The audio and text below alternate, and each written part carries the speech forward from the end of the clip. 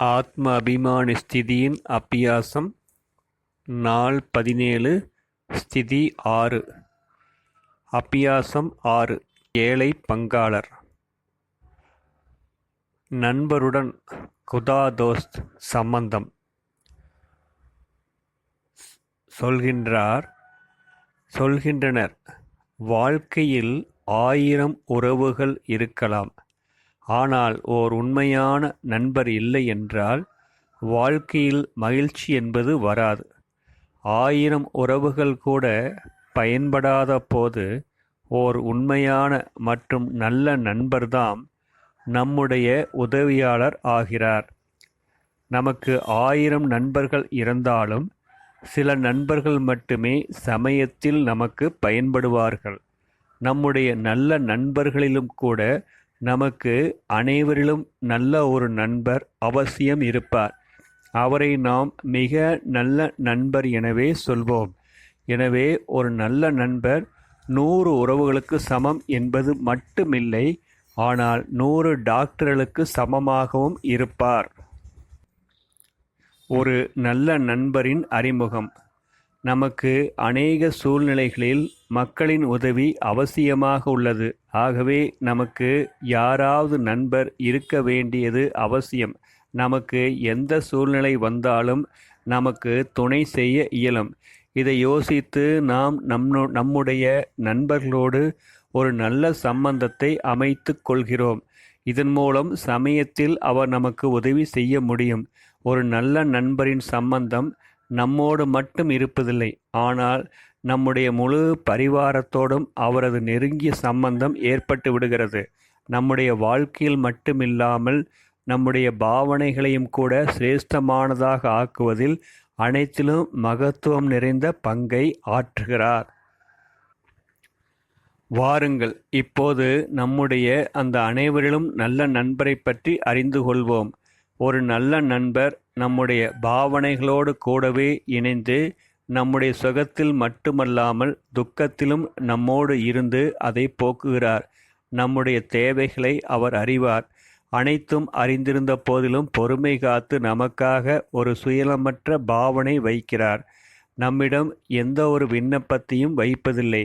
கஷ்டமான சமயத்தில் நம்மோடு தோளோடு தோள் சேர்த்து நடந்து வருகிறார். நாம் அவருக்கு எவ்வளவுதான் அவமானங்கள் செய்தாலும் அவரோடு எப்படிப்பட்ட விவகாரங்கள் செய்தாலும் பிறகும் அவர் நம்மை ஸ்வீகாரம் செய்கிறார். இந்த சிறப்புகள் ஓர் உண்மையான நண்பரிடம்தான் இருக்கும். ஓர் உண்மையான நண்பர் என்றால் நம்மோடு தோளோடு தோள் சேர்த்து நடந்து வருகிறார். நாம் அவருக்கு எவ்வளவுதான் அவமானம் செய்தாலும் அவரோடு எப்படிப்பட்ட விவகாரங்கள் செய்தாலும் பிறகும் அவர் நம்மை ஸ்வீகாரம் செய்கிறார். இந்த சிறப்புகள் ஓர் உண்மையான நண்பரிடம் மட்டுமே இருக்கும். ஓர் உண்மையான நண்பர் என்றால் நம் வாழ்க்கையை சீர்திருத்தக்கூடிய ஒரு தெய்வ வடிவமாக இருப்பார். அத்தகைய விசாலமான பெரிய மனம் கொண்டவர்தான் ஓர் உண்மையான நண்பராக இருக்க முடியும். அநேகருடைய வாழ்க்கையில் மிகப்பெரிய மாற்றத்திற்கான காரணமாக ஒரு சிறந்த நண்பர்தாம் இருக்கிறார். ஒரு நல்ல நண்பரின் நட்பானது அவருடைய நண்பரையும் கூட அவருடைய பிரதி வடிவமாக போட்டோ காப்பி ஆக்கிவிடுகிறது. நமது சிந்தனை, நமது பாவனை, நமது கர்மம், நடத்தை, நடவடிக்கைகள், குணங்கள் மற்றும் விவகாரங்கள் மூலம் நம் நண்பரின் தனித்தன்மை காணப்படும்.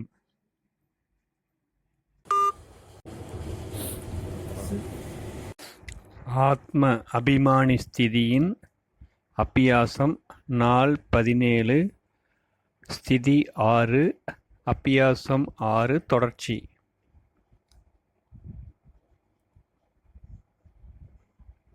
ஒரு நல்ல நண்பர் அநேக 1000 டாக்டர்களுக்கு சமமாக இருப்பார்.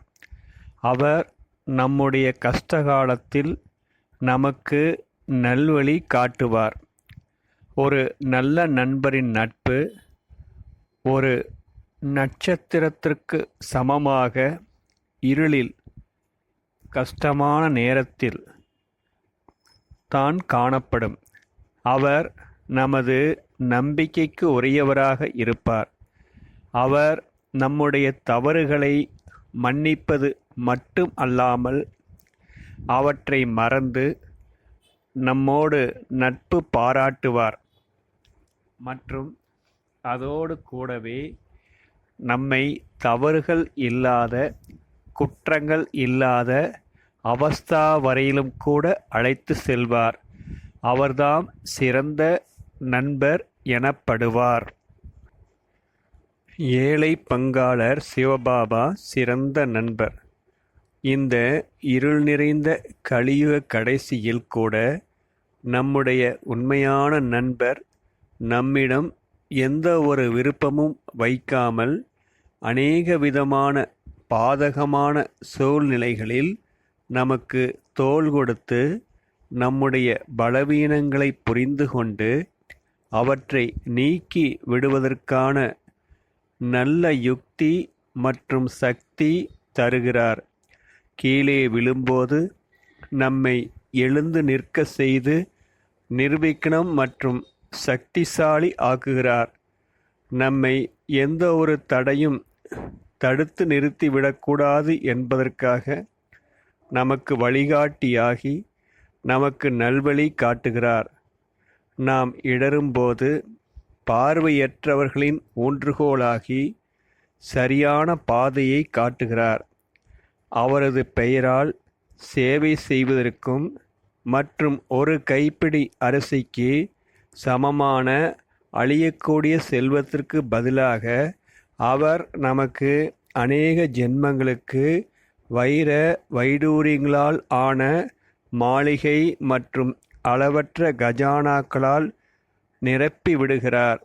எல்லையற்ற சுகத்தால் நிரம்பிய சொர்க்கத்தில் நம்மை அமர்த்தி சுயம் சொர்க்கத்தின் சுகத்தை அனுபவம் செய்யாமல் திரும்பவும் தமது வீடாகிய பரந்தாமம் சென்று விடுகிறார்.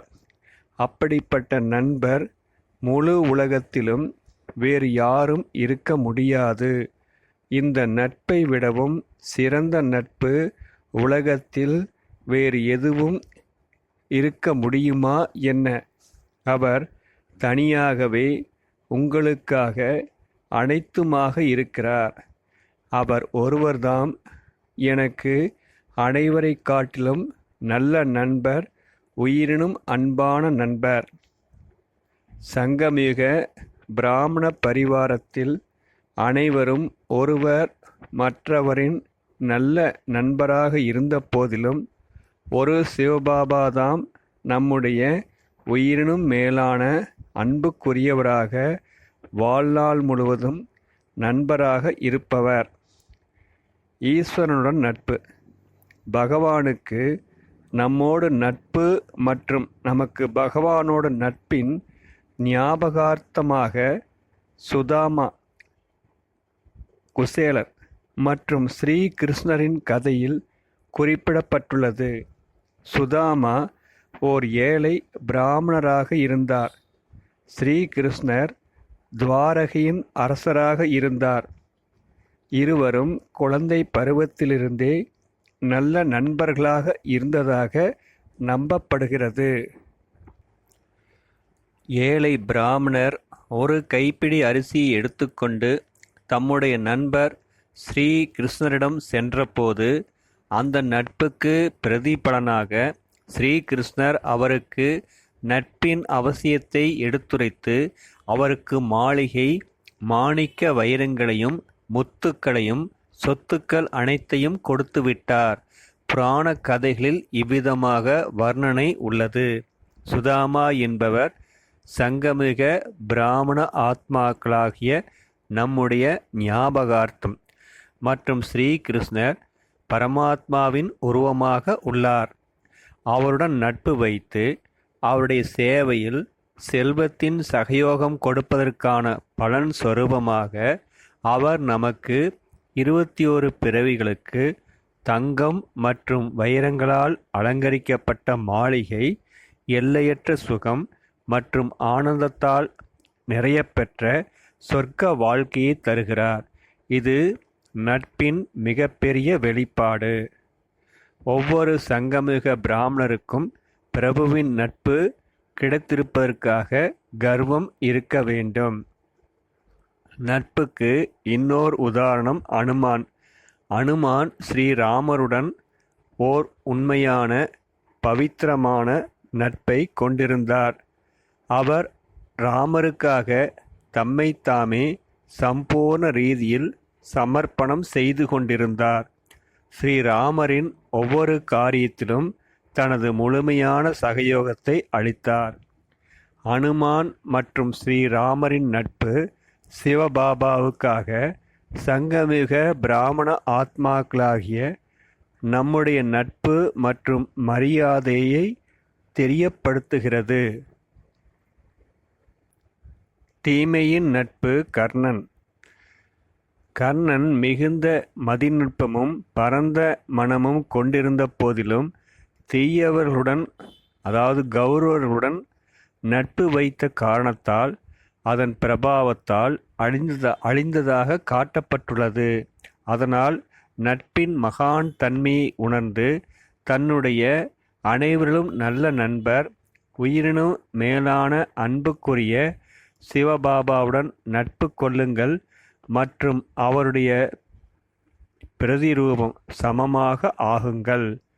நல்லது, இப்போது அபியாசத்தின் பக்கம் முன்னேறி செல்வோம்.